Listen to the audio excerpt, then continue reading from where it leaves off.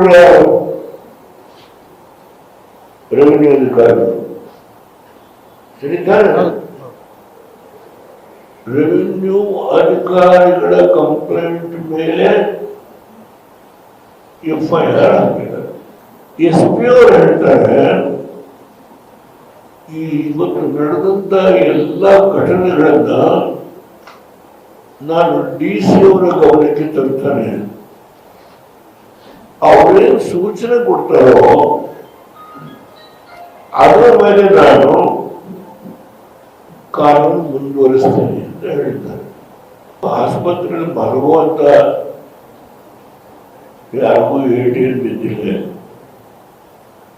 ಹೌದು, ಹೆಣ್ಮಕ್ಳು ಮನಸ್ಸನ್ನು ಅವ್ರು ಹೋಗಿ ಹಾಕಲಿರ್ಬೇಕು, ಜೀವನ ಮಾಡಬೇಕಲ್ಲ, ಅವ್ರು ಅರ್ಥ ಮಾಡಬೇಕು. ಈಗ ಅವ್ರ ಮೇಲೆ FIR ಹಾಕಿ ಅರೆಸ್ಟ್ ಮಾಡಿದ್ರೆ ಅವ್ರು ಮನೇಲಿ ಹಾಲು ಕರೆಯಿದ್ದಾರೆ. 60,000 ಲೀಟರ್ ಹಾಲು ಬರ್ತಾ ಇದೆ ಆ ಒಂದು ಏರಿಯಾದಲ್ಲಿ. ನಾನು ಶಾಸಕರಾಗಿ, ಮುಖ್ಯಮಂತ್ರಿಯಾಗಿ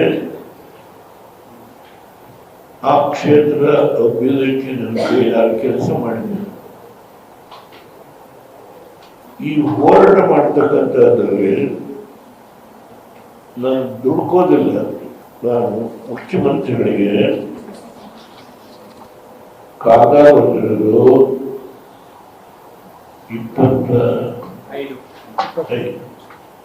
20 ದಿವಸ ಆದರೂ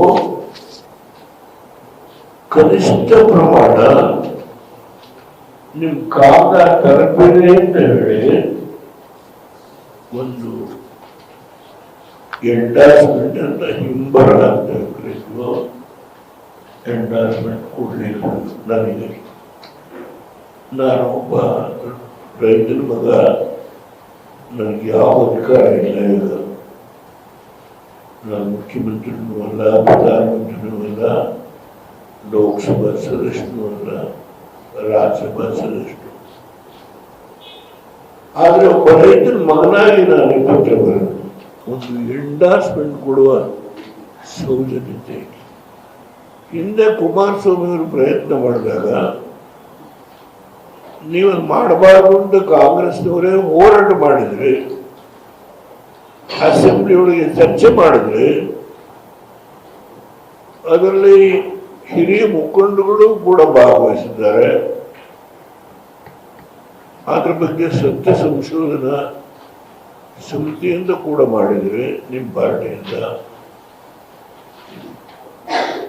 ಆ ಸಂದರ್ಭದಲ್ಲಿ ಕುಮಾರಸ್ವಾಮಿ ಅವರು ಅದನ್ನ ನೋಟಿಫಿಕೇಶನ್ ಮಾಡೋದನ್ನ ಕೈ ಬಿಡ್ತಾರೆ. ನೀವು ಬಹಿರಂಗವಾಗಿ ಹೇಳ್ತಾರೆ ಕುಮಾರಸ್ವಾಮಿ ಅವರು ಏನ್ ಮಾಡಿದ್ರು ಅದನ್ನ ನಾನು ಮುಂದುವರಿಸ್ತೇನೆ ಅಂತ ಹೇಳಿ ಸತ್ಯಾಂಶವನ್ನ ಬಚ್ಚಿಟ್ಟು ನೀವೇ ವಿರೋಧ ಮಾಡಿ ಮೇವನ್ನು ಬೆಳೀತಾರೋ